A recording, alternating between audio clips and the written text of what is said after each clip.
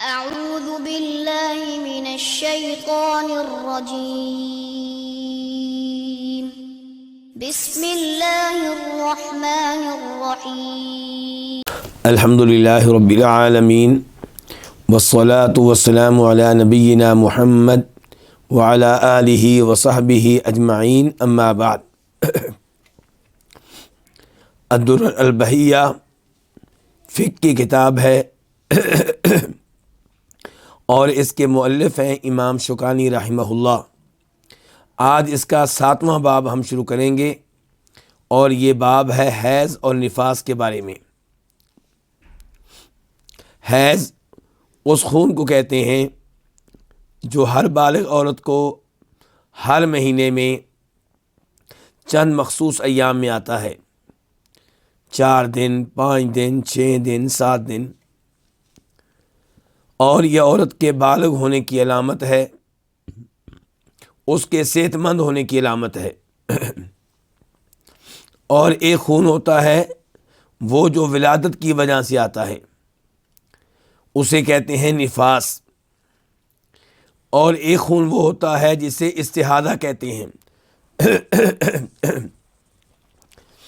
اگر کسی کو ہر مہینے حیض کے خون کے علاوہ کوئی دوسرا خون بھی آئے تو اسے استحاضہ کہتے ہیں۔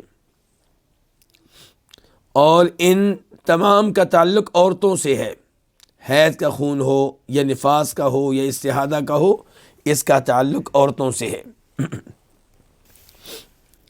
تو اس کے احکام و مسائل بہت ضروری ہیں، اس لیے اس پہ بھی باب قائم کیا گیا ہے۔ چنانچہ امام شوکانی فرماتے ہیں لم یأتی فی تقدیر اقلہ و اکثری ما تقوم بہ الحجہ،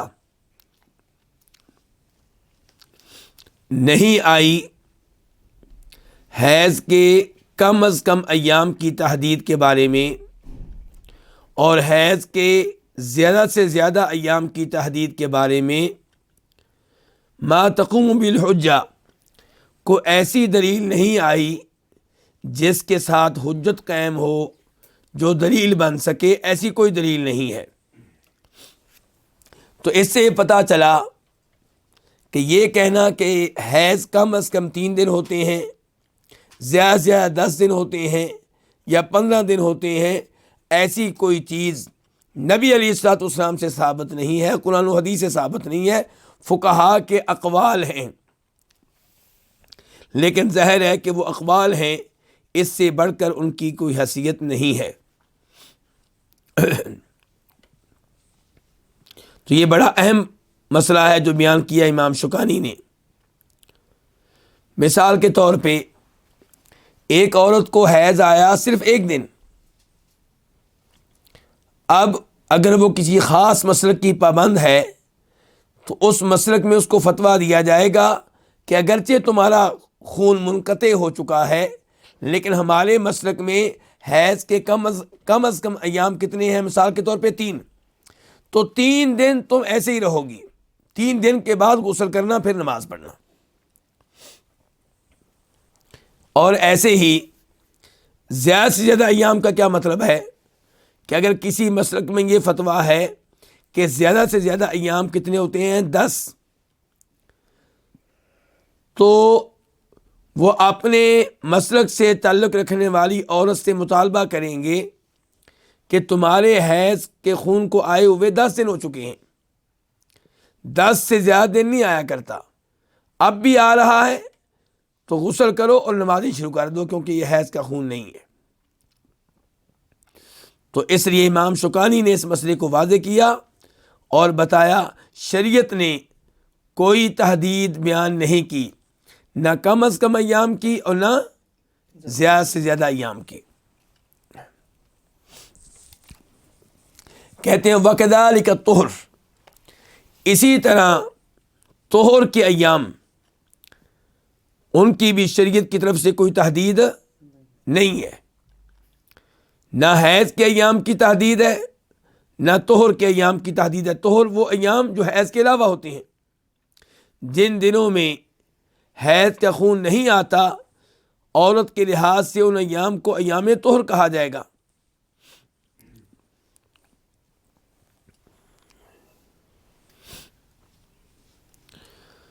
اس کے بعد فرماتے ہیں فذات العادت المتقررہ تعمل علیہا، ذات والی، ذات کا لفظی معنی کیا ہوتا ہے؟ والی، ذات العادت عادت والی، المتقررہ ثابت شدہ عادت، ثابت شدہ روٹین۔ اس سے کیا مراد ہے؟ اس سے مراد یہ ہے کہ وہ عورتیں جن کو حیض کا خون آتا ہے، ان میں بہت سی عورتیں ایسی ہوتی ہیں جنہیں پتہ ہوتا ہے کہ ہمارے حیض آنے کے ایام ہر مہینے 5 ہیں اور ان کی تاریخیں یہ ہوتی ہیں، یعنی کہ اسلامک مہینوں کے لحاظ سے عورت کو پتہ ہوتا ہے کہ مجھے حیض کا خون آتا ہے 5 تاریخ سے لے کر 11 تاریخ تک یا 12 تاریخ تک، اور ہر مہینے ایسا ہی ہوتا ہے۔ تو یہ وہ ہوگی عورت جس کی ایک عادت ہے، ایک روٹین ہے، اور وہ ثابت شدہ ہے، وہ اس سے دائیں بائیں نہیں ہوتی۔ تو اس کے بارے میں کہہ رہے ہیں فذات العادت المتقررۃ تعمل علیہا، وہ عورت جو عادت والی ہے، روٹین والی ہے، اور روٹین بھی وہ المتقررہ جو ثابت ہو چکی ہے، طے ہو چکی ہے، تعمل علیہا، وہ اس روٹین پہ، اس عادت پہ عمل کرے گی۔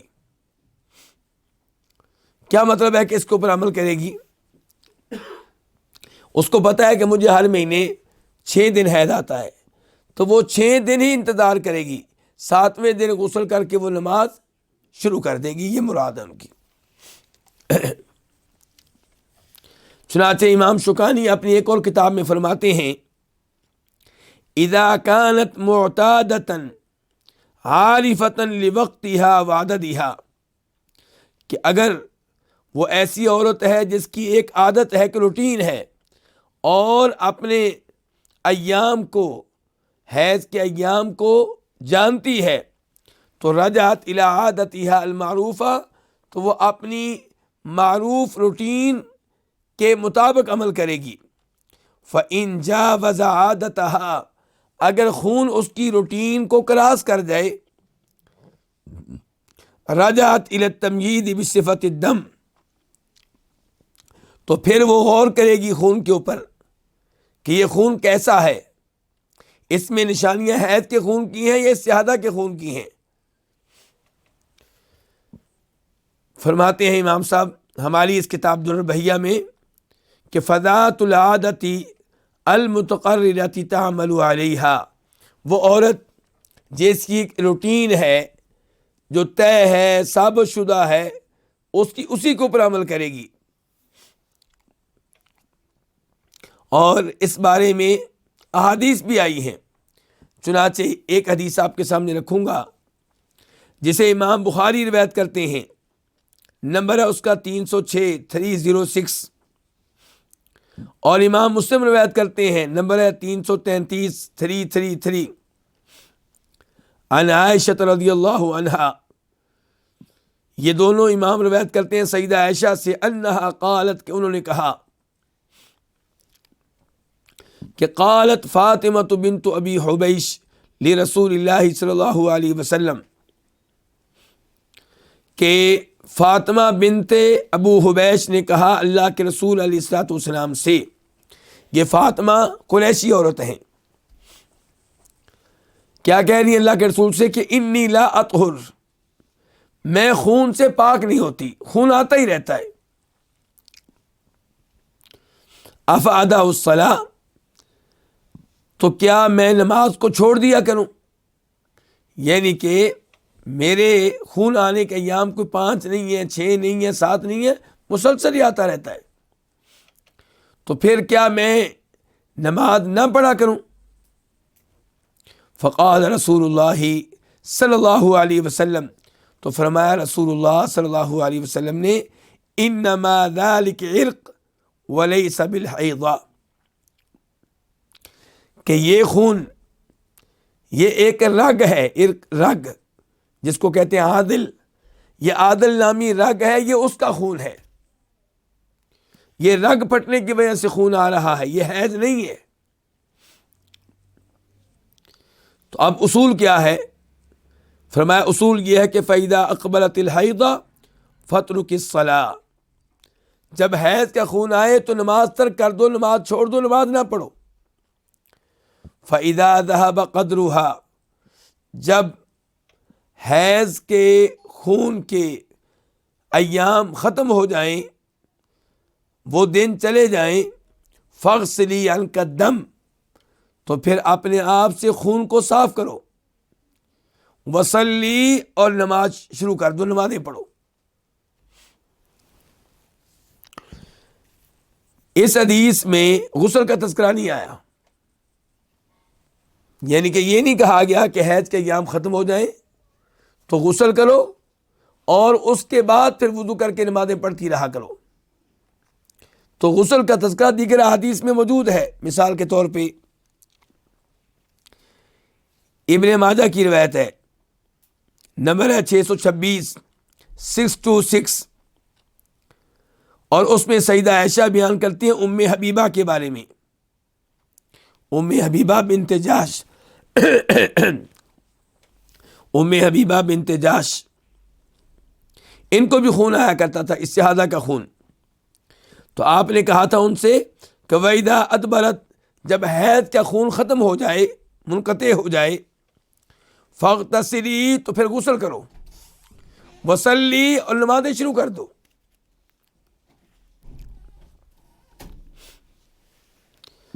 تو اس حدیث سے پتہ چلا کہ وہ عورت جس کے حیض کے ایام طے شدہ ہیں، وہ ان ایام کے ختم ہو جانے کے بعد غسل کرے گی اور نمازیں شروع کر دے گی۔ امام شوکانی فرماتے ہیں وَغَيْرُهَا تَرْجِعُ إِلَى الْقَرَائِنِ، اور دوسری عورت، اس کے علاوہ عورت، کس کے علاوہ؟ یہ عورت جس کو اپنے ایام معلوم ہیں، جس کو اپنی عادت کا پتہ ہے، اگر اس کے علاوہ کوئی عورت ہے یعنی کہ جس کو اپنے ایام کا نہیں پتہ، ترجع الی القرائن، تو وہ رجوع کرے گی قرائن کی طرف، علامات کی طرف جائے گی، علامات سے اندازہ لگائے گی کہ خون کون سا ہے کون سا نہیں ہے۔ اس کی وضاحت کرتے ہوئے کہتے ہیں امام شوکانی فدم الحیض یتمیز عن غیرہ، چنانچہ حیض کا خون دوسرے خون سے شناخت ہو جاتا ہے، پتہ چل جاتا ہے کہ یہ حیض کا خون ہے یا دوسرا خون ہے۔ کیسے پتہ چلتا ہے؟ اس بارے میں بھی حدیث موجود ہے، امام ابو داؤد روایت کرتے ہیں، نمبر ہے اس کا 304، 304۔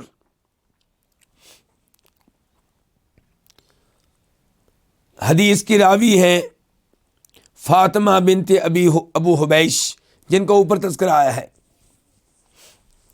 کہ فاطمہ بنت ابو حبیش انہا کانت تستحاض، ان کو خون استحاضہ آتا تھا، فقال لها النبی صلی اللہ علیہ وسلم، ان سے کہا نبی علیہ الصلوۃ والسلام نے، اذا کان دم الحیض، جب حیض کا خون ہو، فإنه دم اسود یعرف، چنانچہ آپ نے بتایا کہ حیض کا خون سیاہ رنگ کا ہوتا ہے، یعرف، پہچانا جاتا ہے۔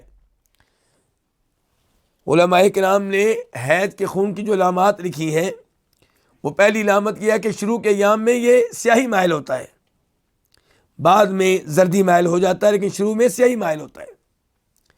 دوسرے نمبر پہ گاڑھا ہوتا ہے استحاضہ کے خون کے مقابلے میں۔ تیسرے نمبر پہ بدبو آتی ہے اس سے، جبکہ استحاضہ کے خون سے بدبو نہیں آتی۔ تو یہ تین بڑی علامات ہیں حیض کے خون کی۔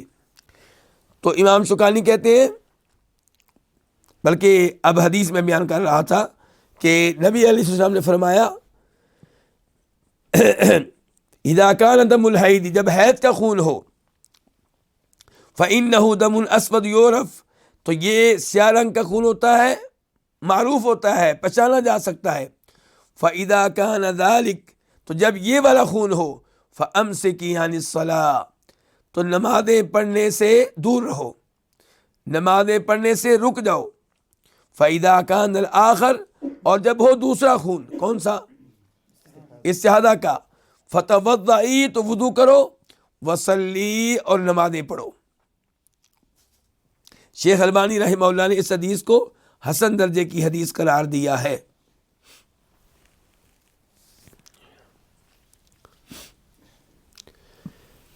یہ تو میں نے دلیل دے دی۔ اب امام شوکانی کا کلام، ان کی گفتگو، کہتے ہیں فدم الحید یتمیز عن غیرہ، حید کا خون دوسرے خون کے مقابلے میں شناخت ہو جاتا ہے۔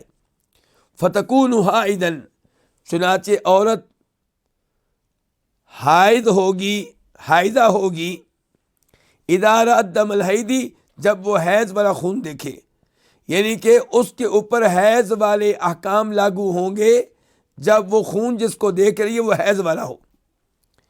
وہ مستحاضۃً، اور عورت استحاضہ والی ہوگی، اذا رأت غیرہ، جب وہ حیض کے علاوہ کوئی اور خون دیکھے۔ وہی کالطاہرہ، اور یہ وہی، اور یہ کون؟ یہ عورت جو اس کو استحاضہ کا خون آ رہا ہے، یہ عورت کالطاہرہ، اس کے احکام اس عورت کی طرح ہوں گے جو خون سے پاک ہے، جس کو خون بالکل نہیں آ رہا، نہ حیض والا نہ استحاضہ والا۔ تو استحاضہ والی عورت جو ہے اس کا حکم حیض والی عورت کا حکم نہیں ہے، بلکہ اس کا حکم اس عورت کا حکم ہے جس کو کوئی بھی خون فی الحال نہیں آ رہا، ان ایام میں نہیں آ رہا۔ وَتَغْسِلُ أَثَرَ الدَّمِ، یہ خون کے نشانات کو دھوئے گی۔ وَتَتَوَضَّأُ لِكُلِّ صَلَاةٍ، اور ہر نماز کے لیے وضو کرے گی۔ خون کے نشان کو دھوئے گی، اس کی دلیل ہم پڑھ چکے ہیں، میں نے ذکر کیا آپ کے سامنے۔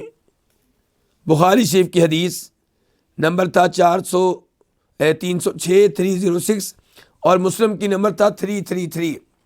اس میں آپ علیہ السلام نے فاطمہ سے کیا کہا تھا، فاطمہ بنت ابو حبیش سے، کہ فَإِذَا ذَهَبَ قَدْرُهَا، جب حیض کے ایام ختم ہو جائیں، ان کا وقت جاتا رہے، فَاغْسِلِي عَنْكَ الدَّمَ، تو اپنے آپ سے دھو دو کس کو؟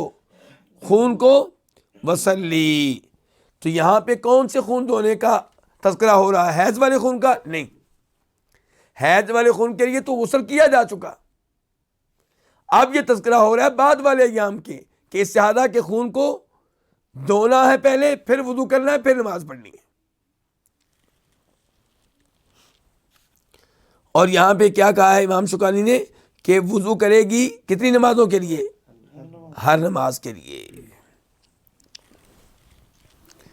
اس مسئلے میں علماء کرام کے کئی اقوال ہیں۔ ایک قول یہ ہے کہ ایسی عورت ہر نماز کے لیے غسل کرے گی، ہر نماز کے لیے کیا کرے گی؟ غسل کرے گی۔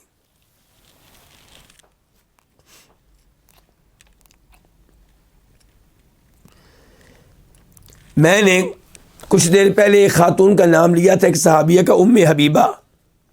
ام حبیبہ بنت جاش، یہ زینب بنت جاش کی بہن ہے۔ زینب بنت جاش کون ہے؟ ہماری ماں ام المؤمنین، نبی علیہ الصلوۃ والسلام کی وائف۔ تو یہ جو ام حبیبہ ہے، ان کو بھی استحاضہ کا خون آیا کرتا تھا، اور یہ عبد الرحمن بن عوف رضی اللہ عنہ کی کیا ہے؟ وائف ہے۔ تو اس لحاظ سے نبی علیہ الصلوۃ والسلام کی عبد الرحمن بن عوف کے ساتھ یہ بھی ایک رشتہ داری ہوئی، دونوں ایک دوسرے کے کیا ہوئے؟ ہمزلف ہوئے۔ تو یہ جو ام حبیبہ تھیں، یہ جب مسئلہ پوچھنے کے لیے آئیں تو نبی علیہ السلام نے کہا تھا کہ جب حیض کے ایام ختم ہو جائیں تو غسل کرنا ہے، اور یہ بھی روایت میں نے آپ کے سامنے پڑھی بھی ہے کہ آپ نے کہا تھا وَإِذَا أَدْبَرَتْ فَاغْتَسِلِي وَصَلِّي، جب حیض کا خون چلا جائے غسل کرو اور نمازیں پڑھو۔ تو ان کی حدیث میں یہ آتا ہے صحیح سند کے ساتھ کہ یہ ہر نماز کے لیے غسل کیا کرتی تھیں۔ کون؟ ام حبیبہ۔ اس زمانے میں، آج کل تو پھر بھی غسل آسان ہے، ہماری عالی شان بلڈنگیں ہیں، بند واش روم ہیں، سردی سے بچا جا سکتا ہے، اور پانی کا بندوبست کرنا بھی آسان ہے۔ تو آپ اندازہ کیجئے کہ یہ عظیم خاتون آپ علیہ السلام کے زمانے میں عورت ہونے کے باوجود ہر نماز کے لیے غسل کرتی تھی۔ عورتوں کے بال بھی آپ جانتے ہیں، عورتوں کے لیے غسل کرنا آسان نہیں ہے۔ تو اب کیا ہر استحاضہ والی عورت ہر نماز کے لیے غسل کرے گی؟ صحیح بات یہ ہے کہ شریعت نے ایسا کوئی حکم نہیں دیا۔ جہاں تک تعلق ہے ام حبیبہ کا، تو یہ ان کا اپنا اختیار تھا، یہ ان کا اپنا اختیار تھا۔ اگر کوئی عورت ایسا کرتی ہے تو یہ افضل ہے، یہ بہتر ہے، لیکن شریعت کا یہ آرڈر نہیں ہے، یہ واجب نہیں ہے۔ تو امام شوکانی نے اسی لیے کہا کہ ہر نماز کے لیے وضو کرے گی، یعنی کہ غسل کرنا واجب نہیں ہے۔ اچھا، اب انہوں نے کہہ دیا ہر نماز کے لیے وضو کرے گی، یہ بھی ایک مسئلہ ہے۔ ہر نماز کے لیے وضو، یہ بھی ایک مسئلہ ہے۔ پہلے اس بارے میں آپ کے سامنے علماء کرام کے اقوال رکھوں گا۔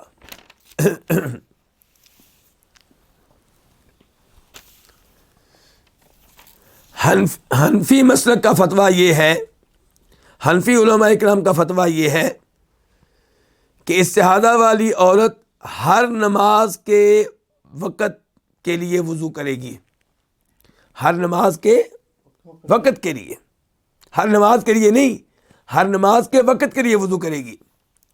پھر وہ اس وضو سے نماز پڑھے گی جو چاہے۔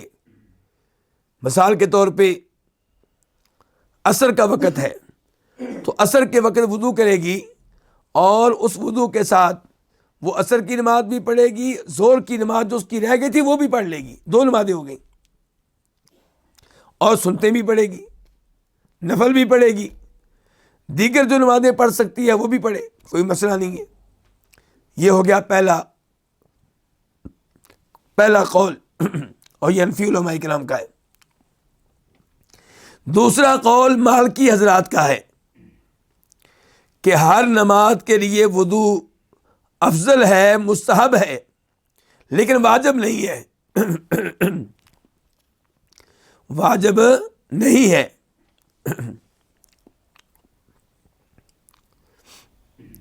الا یہ کہ اس کا وضو کسی اور وجہ سے ٹوٹ جائے، ہوا نکل جائے، تو پھر تو اس کو وضو دوبارہ کرنا پڑے گا، ورنہ خون استحاضہ کی وجہ سے اسے دوبارہ وضو کرنا فرض اور واجب نہیں ہے، افضل ضرور ہے، مستحب ضرور ہے۔ یہ کون کہہ رہے ہیں؟ مالکی۔ شافی علماء کرام کا فتویٰ یہ ہے کہ وہ ایک فرض نماز سے زیادہ ایک وضو کے ساتھ نہیں پڑھ سکتی، ایک وضو کے ساتھ ایک فرض نماز پڑھے گی بس، دوسری فرض نماز کے لیے دوسرا وضو کرنا پڑے گا۔ مثال کے طور پر جو پہلے مثال میں نے دی تھی، اس مثال کے اعتبار سے ایک عورت نے وضو کیا عصر کی نماز کے لیے، اب اس کی ظہر کی نماز بھی رہتی ہے، تو وہ ان دو نمازوں میں سے ہر ایک کے لیے وضو کرے گی، ہر نماز کے لیے الگ وضو کرے گی۔ کن کے نزدیک؟ شافعی حضرات کے نزدیک۔ تو اب آپ دیکھیں کہ امام شوکانی کن کے ساتھ کھڑے ہیں، وہ بھی کیا کہہ رہے ہیں؟ وضو کرے گی لکل صلاۃ، ہر نماز کے لیے۔ شیخ ابن باز رحمہ اللہ سعودی عرب کے مفتی اعظم، میں ان کا فتویٰ پڑھ رہا تھا، ان کا بھی فتویٰ یہی ہے، کہتے ہیں اس موضوع پہ گفتگو کرتے ہوئے، والحاصل انہ جاءت فی ھذا عدۃ روایات والحاصل انہ جاءت فی ھذا عدۃ روایات کلھا دالۃ علی ان المستحاضۃ تتوضأ لکل صلاۃ، کہ اس بارے میں کئی ایک روایات آئی ہیں، سب کی سب روایات سے پتہ چلتا ہے کہ مستحاضہ جو ہے، استحاضہ والی عورت جو ہے، وہ وضو کرے گی ہر نماز کے لیے۔ آگے چل کے کہتے ہیں وَوَجْهُ ذَلِكَ، اس کا سبب کیا ہے؟ حدیث میں تو آ گیا کہ ہر نماز کے لیے وضو کرے گی، سبب کیا ہے؟ کہتے ہیں کہ انہا صاحبۃ حدث مستمر، کہتے ہیں وجہ یہ ہے کہ استحاضہ والی عورت، اس کا وضو بار بار ٹوٹ رہا ہے، یعنی کہ جب بھی خون استحاضہ کا قطرہ نکلے گا تو اس کا مطلب ہے اس کا وضو ٹوٹ گیا، پھر نکلا پھر ٹوٹ گیا، پھر نکلا پھر ٹوٹ گیا۔ اب چونکہ وہ بیمار ہے تو شریعت نے اس کے ساتھ نرمی کا معاملہ کیا ہے، اس کو کہا ہے وضو کرو، نماز پڑھو، نماز کے دوران جو قطرے نکلیں گے ان کی وجہ سے نہ تمہارا وضو ٹوٹے گا نہ نماز ٹوٹے گی، لیکن نئی نماز پڑھنے کے لیے نیا وضو کرنا پڑے گا۔ یہ کون کہہ رہے ہیں؟ شیخ ابن باز کہتے ہیں یہ بالکل وہی صورتحال ہے جو صورتحال اس آدمی کی ہے جس کی ہوا بار بار خارج ہوتی ہے، جس کے پیشاب کے قطرے نکلتے رہتے ہیں، تو ان لوگوں کو ہر نماز کے لیے کیا کرنا پڑے گا؟ وضو کرنا پڑے گا۔ اچھا، اس بارے میں جو حدیث ہے وہ کیا ہے؟ امام بخاری صحیح بخاری میں جب حدیث نمبر 228 ذکر کرتے ہیں 228، تو اس حدیث کے آخر میں کہتے ہیں قال ہشام، کہ ہشام بن عروہ کہتے ہیں وقال ابی، میرے والد صاحب نے کہا، اور والد کون ہیں ان کے؟ عروہ بن زبیر، صحابی کے بیٹے ہیں۔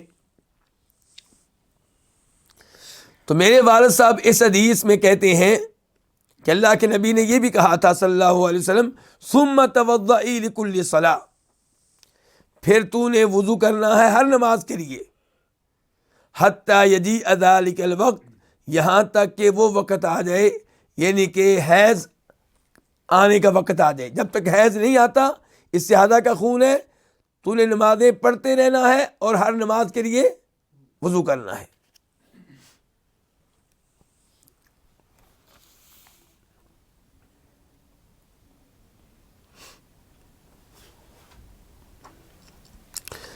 اور جہاں تک تعلق ہے، اور اس بارے میں حدیث ابو داؤد میں بھی ہے، اس کا نمبر بھی نوٹ کر لیں 298 298، کہ ہر نماز کے لیے وضو کرنا، ہر نماز کے لیے۔ اب ان دو میں سے راجح قول کون سا ہوگا؟ یہ دونوں قول ہی بڑے مضبوط ہیں۔ کون سا قول؟ ایک قول یہ کہ ہر نماز کے لیے وضو، دوسرا قول یہ ہے کہ نماز کے وقت کے لیے وضو، نماز کے یعنی کہ زور کے وقت آپ نے وضو کیا اور آپ کو یاد آیا کہ میری تو فجر کی نماز رہتی ہے۔ آپ سے مراد یہاں پہ عورتیں ہیں، مرد نہیں ہو سکتے کیونکہ یہ مسائل عورتوں کی ہیں۔ اور آپ کو یاد آیا کہ میری تو فجر کی نماز رہتی ہے، تو اب چونکہ وقت وہی ہے تو اس وقت میں آپ فجر کی بھی پڑھ سکتی ہیں، زور کی بھی پڑھ سکتی ہیں، اور اگر کسی وجہ سے آپ نمازیں جمع کر رہی ہیں، مثال کے طور پہ آپ مسافر ہیں، تو عصر کی بھی پڑھ لیں گی آپ۔ اور جو قول کہتا ہے نہیں ہر نماز کے لیے وضو، تو اس کے لحاظ سے پھر ان تینوں نمازوں کے لیے 3 وضو کرنے پڑیں گے۔ اب ان میں سے کون سا راجح ہے؟ یہاں پہ راجح قرار دینا کافی مشکل ہے، کافی مشکل ہے، اس لیے میں کچھ نہیں کہوں گا یہاں پہ، بس دونوں اقوال آپ کے سامنے رکھ دیے ہیں۔ شیخ ابن باز رحمہ اللہ کا موقف بھی آپ کے سامنے رکھ دیا ہے. جن کا موقف یہ ہے کہ ایک وضو کافی ہے، وہ کہتے ہیں کہ ہر نماز کے لیے وضو کیا جائے، اس بارے میں جو احادیث آئی ہیں وہ ثابت نہیں ہے، وہ ثابت نہیں ہے.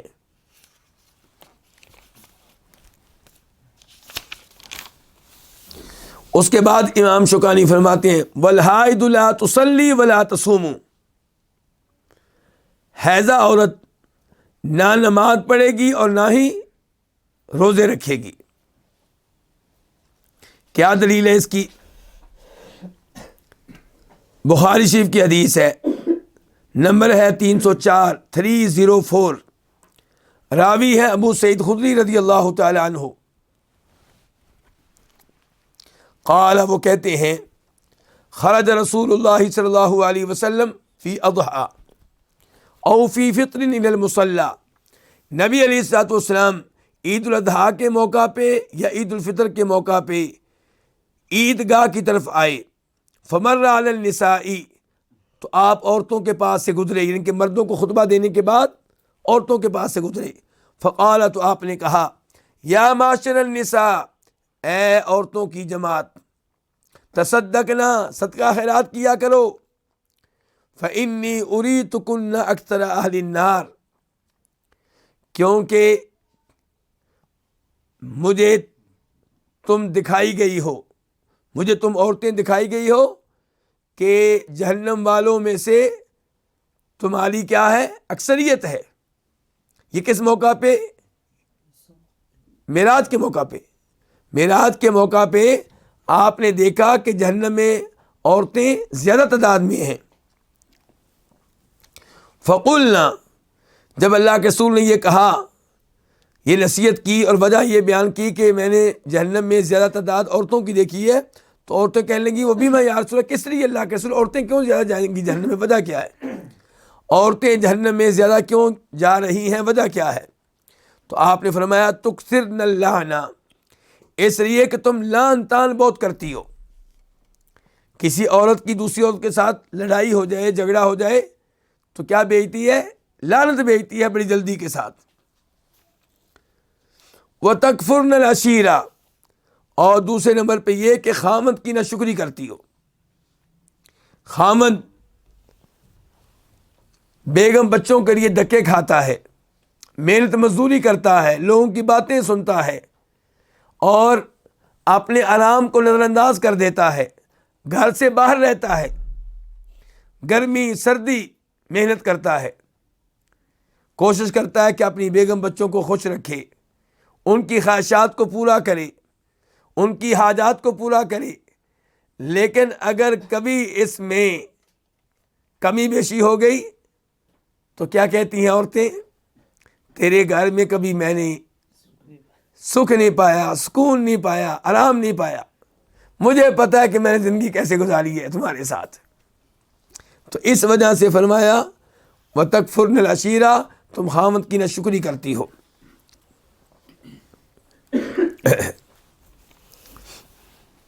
آپ اندازہ کریں عورتوں کی طرف سے ناشکری کا کہ یہ حدیث سننے کے باوجود بھی کئی عورتیں ناشکری کرتی ہیں.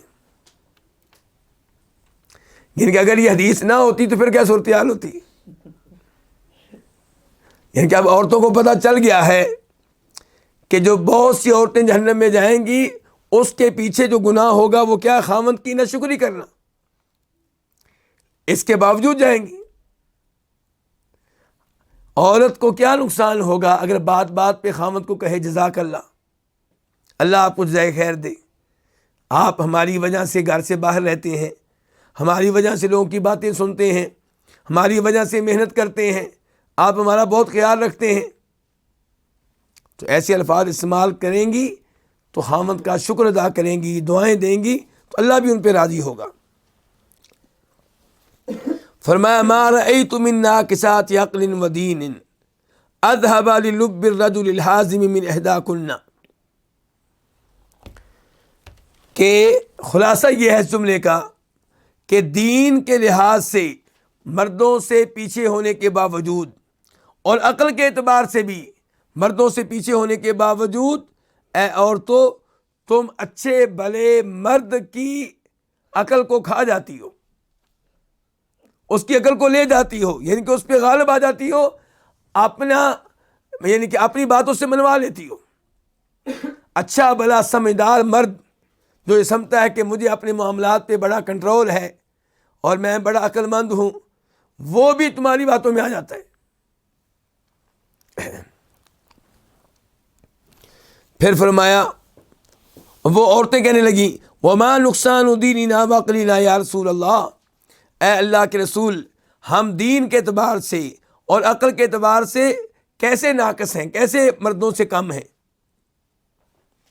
فرمایا الیس شہادۃ المرأۃ مثل نصف شہادۃ الرجل، کیا ایسا نہیں ہے کہ قرآن کریم کے مطابق عورت کی شہادت، عورت کی گواہی مرد کی گواہی کے مقابلے میں آدھی ہے؟ مالی معاملات میں واستشہدوا شہیدین من رجالکم فإن لم یکونا رجلین فرجل وامرأتان ممن ترضون من الشہداء، مالی معاملات میں 2 مرد چاہیے بطور گواہ۔ اگر آپ نے کیس کرنا ہے کہ فلاں آدمی نے میرا قرضہ دینا واپس نہیں کر رہا، یا میں نے اس کے پاس امانت رکھی تھی واپس نہیں کر رہا، مالی معاملے میں آپ کو 2 گواہ لانے پڑیں گے۔ اگر 2 گواہ مرد نہیں ملتے تو 1 مرد اور 2 عورتیں نہیں ہیں۔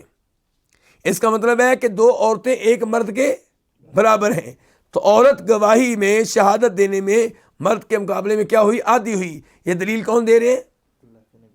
اللہ کے نبی علیہ الصلوۃ والسلام۔ اللہ اکبر، کیا عظیم وہ عورتیں تھیں جن کو آپ نے قرآن کی دلیل دی کہ اللہ نے ایسا کیا تو مان گئی، واقعی اللہ نے ایسا کیا ہے، اس کا مطلب ہے کہ واقعی ہم پھر عقل کے لحاظ سے پیچھے ہیں۔ اور اگر وہاں پہ ہوتی عورتیں ہماری آج کی پڑھی لکھی، عورت مارچ والی عورتیں، پڑھی لکھی عورتیں ہوتی، انہوں نے کہنا تھا ہم نہیں مانتی قرآن کو، ہمیں سائنس کے لحاظ سے مطمئن کریں۔ نعوذ باللہ، وہ کہتی ہیں کہ ہمیں ایسا دین چاہیے ہی نہیں جو یہ کہے کہ عورت عقل کے لحاظ سے مرد سے پیچھے ہے۔ اللہ اکبر، وہ عورتیں آج کی عورتوں کے مقابلے میں کہیں زیادہ صاحب فضیلت تھیں، مقام و مرتبہ کی حامل تھیں، علم والی تھیں، لیکن انہوں نے اس حدیث کو قبول کیا، اس آیت کو قبول کیا اور کوئی تردد نہیں کیا۔ یہ وہ عورتیں جو جنت میں جائیں گی۔ اسی لیے میں کہا کرتا ہوں، جب یہ لبرل قسم کی عورتیں اعتراض کرتی ہیں کہ اسلام میں عورتوں کے لیے کیا ہے جنت میں، ان کو کیا ملے گا؟ بس یہ مردوں کو حوریں ملیں گی، یہ ملے گا، وہ ملے گا، عورتوں کے لیے کیا ہے؟ وہی خاوند پرانا۔ تو میں وہاں پہ کہا کرتا ہوں کہ یہ اعتراض وہ عورتیں کرتی ہیں جنہوں نے جنت میں جانا ہی نہیں، جن کا جنت سے کوئی لینا دینا ہی نہیں، اور جن عورتوں نے جنت میں جانا ہے انہیں اعتراض ہی نہیں ہے، وہ تو دنیا میں بھی چاہتی ہیں کہ ہمارا ایک ہی خامد ہو۔ دنیا میں بھی ہماری دینی بہنیں، دینی عورتیں، متقی پرہیزگار عورتیں، ان کی خواہش ہوتی ہے کہ ہمیں دوسرا خامد نہ دیکھنا پڑے، ایسے حالات پیدا نہ ہوں کہ ہمیں طلاق ہو یا ہمارا خاوند فوت ہو اور ہماری شادی کسی اور کے ساتھ ہو۔ حیا والی عورت تو بالکل پسند ہی نہیں کرتی۔ اور جہاں تک تعلق ہے کہ وہی خاوند ملے گا، ٹھیک ہے وہی خاوند ملے گا، لیکن وہاں پہ وہ فرشتوں کی طرح معصوم ہوگا، شہزادوں کی طرح پیارا ہوگا، ہر طرح کے عیب سے پاک ہوگا۔ اور سب سے بڑی بات یہ ہے کہ اللہ نے کیا کہا ہے؟ وَلَكُمْ فِيهَا مَا تَشْتَهِي أَنفُسُكُمْ، جنت میں جنتی کو وہ سب کچھ ملے گا جو وہ چاہے گا۔ کوئی عورت خواہش تو کرے دوسرے خامن کی، کوئی نہیں کرے گی۔ اعتراض صرف ان کو ہے جن کا جنت سے کوئی لینا دینا ہی نہیں۔ تو ہم گفتگو کس بات پہ کر رہے تھے؟ یہ دیکھیں کہ قرآن کی آیت ہے کہ عورت کی گواہی مرد کی گواہی کے مقابلے میں کیا ہے؟ آدھی ہے۔ یہاں پہ میں وضاحت کر دوں، یہ عورتوں کا مردوں کے ساتھ مقابلہ ہے مجموعی طور پہ، ورنہ یہ ممکن ہے کہ ایک عورت کوئی ایسی ہو جو کئی مردوں سے زیادہ عقل مند ہو، سیدہ عائشہ کو لے لیں، ان کے بعد میں آنے والے سارے مرد مل کے بھی ان کا مقابلہ نہیں کر سکتے۔ تو بات ہو رہی ہے مجموعی طور پہ کہ مجموعی طور پہ عورتیں مردوں کے مقابلے میں کیا ہیں؟ کمزور ہیں، عقل کے لحاظ سے ناقص ہیں۔ اور شہادت میں یہی اصول چلے گا چاہے کوئی صحابیہ ہو، لیکن ویسے میں بات کر رہا ہوں سمجھداری کے لحاظ سے، صاحب علم ہونے کے لحاظ سے، میرے جیسے مرد، آپ جیسے مرد سیدہ عائشہ کے سامنے کیا حیثیت رکھتے ہیں؟ کچھ بھی نہیں۔ چلیے، تو اسی طرح آج بھی کوئی عورت ہو سکتی ہے ایسی جو کئی مردوں سے بہتر ہو عقل کے لحاظ سے، علم کے لحاظ سے۔ قلنا بلا، تو انہوں نے کہا بالکل اللہ کے رسول، بات تو آپ کی ٹھیک ہے۔ دیکھیں فوراً مان گئی۔ قال، تو آپ نے کہا فذالک یا فذالکی دونوں طرح پڑھ سکتے ہیں، فذالک من نقصان عقلہا، تو یہ ہے عورت کا عقل کے لحاظ سے مرد کے مقابلے میں کم ہونا۔ پھر کہا، آپ نے سوال کیا الیس اذا حاضت لم تصلی ولم تصم، کیا یہ بات نہیں ہے کہ عورت جب حیض کی حالت میں ہوتی ہے تو نہ نمازیں پڑھتی ہے نہ روزے رکھتی ہے، نہ نمازیں پڑھتی ہے اور نہ روزے رکھتی ہے، روزوں کی قضا بعد میں دیتی ہے لیکن نمازیں تو بالکل نہیں پڑھتی۔ قلنا بلا، ہم نے کہا بالکل، تو فرمایا فذالک من نقصان دینہا، یہ ہے عورت کا دین کے لحاظ سے مردوں کے مقابلے میں کیا ہونا؟ کم ہونا، ناقص ہونا۔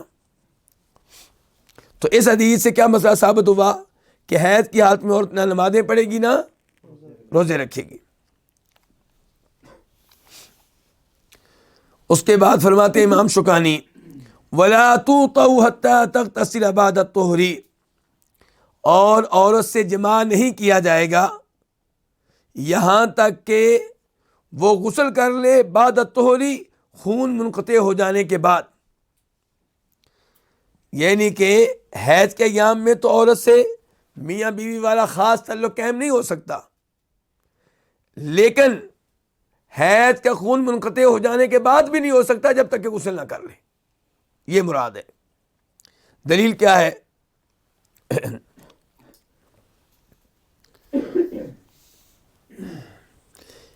اللہ تعالیٰ فرماتے ہیں سورہ بقرہ میں آیت نمبر 222 222 وَيَسْأَلُونَكَ عَنِ الْمَحِيضِ، اور یہ لوگ آپ سے سوال کرتے ہیں خون حیض کے بارے میں، قُلْ هُوَ أَذًى، آپ بتا دیں، کہہ دیں کہ وہ تو گندگی ہے، فَاعْتَزِلُوا النِّسَاءَ فِي الْمَحِيضِ، اس لیے حیض کی حالت میں عورتوں سے دور رہو، وَلَا تَقْرَبُوهُنَّ، اور ان کے قریب نہ جاؤ، حَتَّى يَطْهُرْنَ، یہاں تک کہ ان کا خون کیا ہو جائے؟ منقطع ہو جائے۔ فَإِذَا تَطَهَّرْنَ، خون منقطع ہو جانے کے بعد جب وہ غسل کر لیں، فَأْتُوهُنَّ مِنْ حَيْثُ أَمَرَكُمُ اللَّهُ، تو اب آپ اپنی بیوی سے تعلق قائم کر سکتے ہیں۔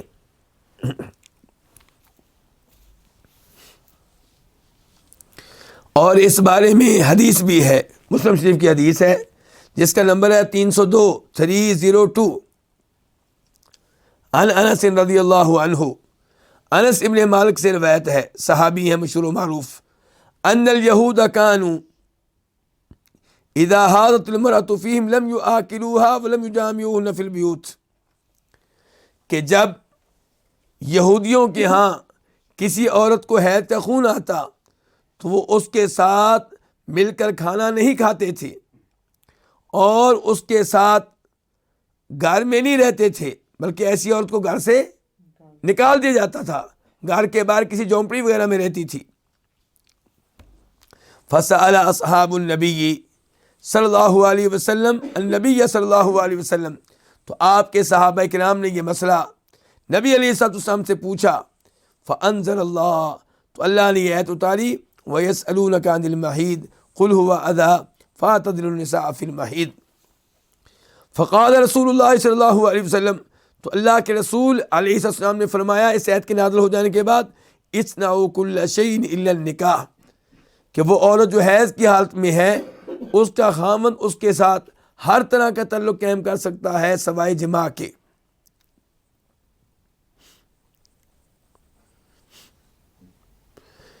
یہاں پہ اس مسئلے کی وضاحت بھی مناسب ہوگی کہ اگر کوئی اپنی بیگم سے تعلق قائم کرتا ہے اور وہ حیض کی حالت میں ہے تو اس کے ذمے کفارہ ہے، جرمانہ ہے۔ عبداللہ ابن عباس روایت کرتے ہیں نبی صلی اللہ علیہ وسلم سے ایسے شخص کے بارے میں کہ آپ نے کہا یتصدق بدینار، وہ صدقے کے طور پہ دے 1 دینار۔ 1 دینار کا وزن کیا ہوتا ہے جی سونے میں؟ اگر میں بھول نہیں رہا تو 4.25 گرام، 4.25 گرام سونا، تو کتنے پیسے بنے جی؟ ایک گرام کتنے کا آج کل؟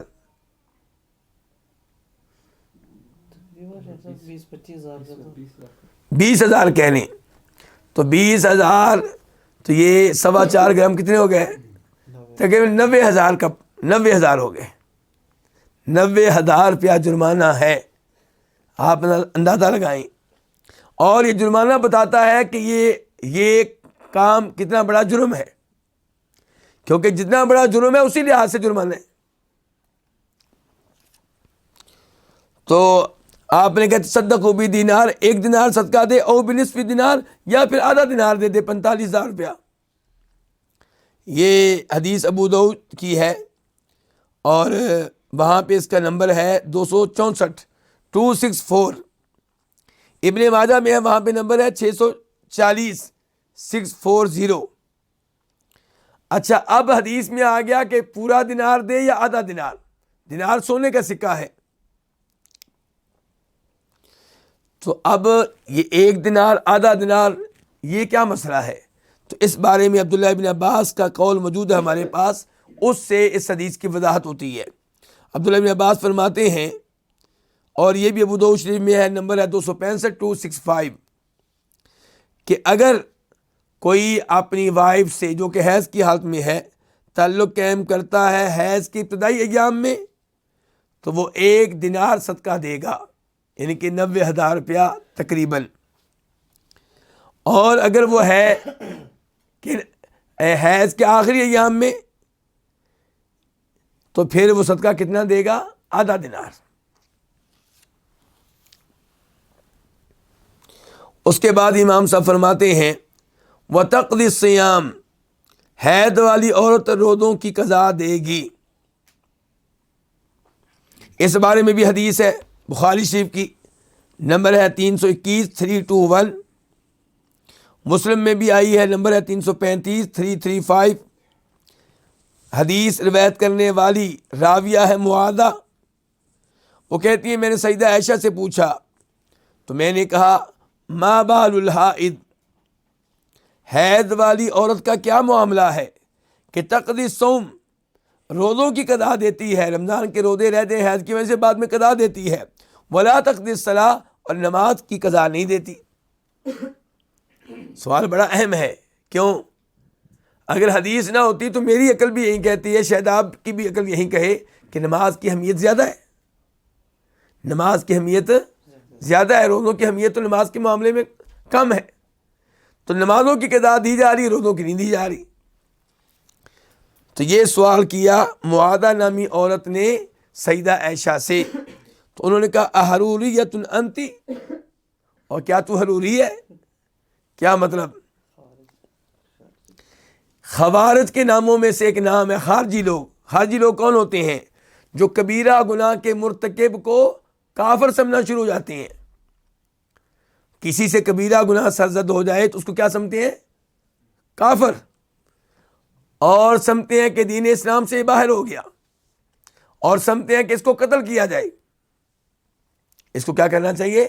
قتل کرنا چاہیے۔ مسلمان حکمرانوں کے خلاف تحریکیں چلانے والے یہی لوگ ہوتے ہیں۔ آج بھی کئی اسلامی ممالک میں مسلمان حکمرانوں کے خلاف تلوار اٹھانے والے، ہتھیار اٹھانے والے، بم دھماکے کرنے والے، فوج اور پولیس پہ بم دھماکے کرنے والے یہی سوچ رکھتے ہیں۔ آپ غور کریں وہ کیوں مارتے ہیں مسلمان فوجیوں کو؟ یہ سوچتے کہ کافر ہیں، مسلمان نہیں ہیں۔ پولیس والوں کو کیوں مارتے ہیں؟ سمجھتے ہیں کہ کافر ہیں۔ تو جو بھی کبیرہ گناہ کا ارتکاب کرے وہ ان کے نزدیک دائرہ اسلام سے نکل جاتا ہے، مرتد ہو گیا، تو اس لیے اس کو قتل کیا جائے، اس کو بم دھماکے میں اڑایا جائے تو کوئی مسئلہ نہیں ہے۔ تو سیدہ عائشہ نے کہا کیا تو حروری عورت ہے؟ تیرا تعلق خوارج سے ہے؟ کیا مطلب کہ یہ حروری ہوتے ہیں جو احادیث کو قبول نہیں کرتے اور اس قسم کی باتیں کرتے ہیں. تو انہوں نے کہا آگے سے نہیں میں کوئی حروری نہیں ہوں, میں خوارج میں سے نہیں ہوں, ولیکنی اصل میں تو بس ایک سوال کر رہی ہوں. سیدہ عائشہ نے کہا کان یصیبنا ذلک فنؤمر بقضاء الصوم ولا نؤمر بقضاء الصلاۃ, کہ نبی علیہ الصلوۃ والسلام کے زمانے میں ہم عورتیں حیض کے خون کے مسئلے میں مبتلا تھیں, تو ہمیں کبھی نہیں کہا گیا ہم سے کہ نماز کی قضا دو, البتہ ہم سے یہ کہا جاتا تھا روزوں کی قضا دو. تو یہی شریعت ہے.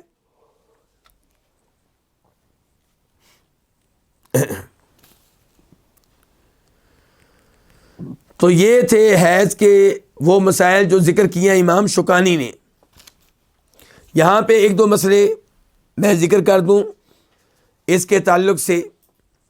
نمبر ایک, اگر کوئی عورت حیض کے خون سے فارغ ہو جاتی ہے, اب ظاہر ہے کہ اس پہ واجب ہے کہ غسل کرے اور نمازیں شروع کرے, لیکن اس کے پاس پانی نہیں ہے, اس کے پاس پانی نہیں ہے, تو وہ کیا کرے گی؟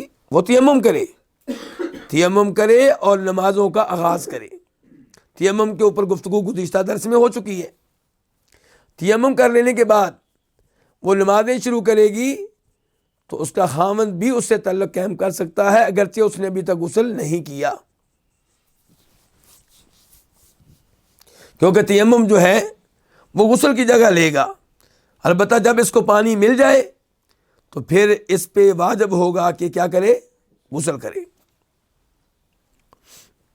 دوسرا مسئلہ حیض کے تعلق سے, ایک عورت ہے اس کو حیض کا خون آتا ہے مثال کے طور پہ 6 دن 7 دن 8 دن, لیکن کیا ہوتا ہے کہ 3 دن آتا ہے, چوتھے دن نہیں آتا, پھر آتا ہے 5ویں دن یا 6ٹھے دن. تو یہ بیچ کا 1 دن 2 دن ان کا کیا حکم ہے؟ تو صحیح بات یہ ہے کہ یہ ایام بھی حیض کے ایام شمار ہوں گے. یہ ایام بھی کون سے ایام شمار ہوں گے؟ حیض کے ایام شمار ہوں گے.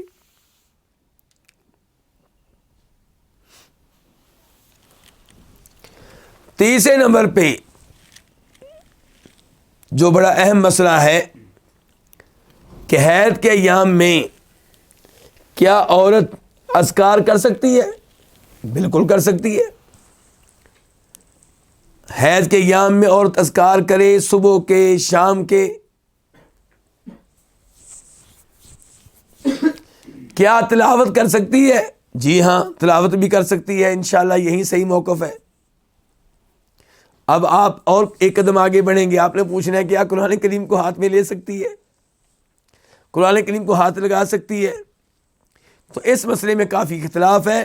انشاءاللہ درست بات یہ ہے کہ عورت حیض کے ایام میں قرآن کریم کو ہاتھ لگا سکتی ہے.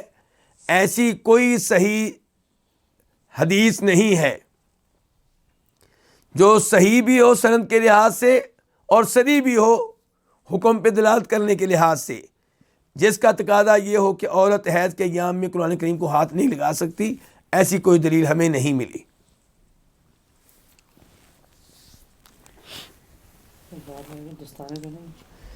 کیا عورت قرآن کریم پڑھتے ہوئے دستانے پہنے گی؟ پہن لے تو اچھی بات ہے, لیکن نہ پہنے تو انشاءاللہ اس میں کوئی مسئلہ نہیں ہے.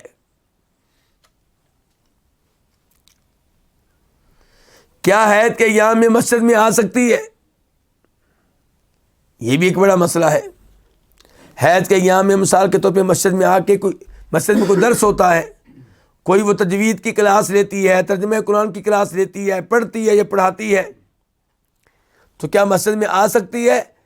انشاءاللہ اس بارے میں بھی صحیح موقف یہ ہے کہ وہ آ سکتی ہے, منع ہونے کی کوئی دلیل نہیں ہے.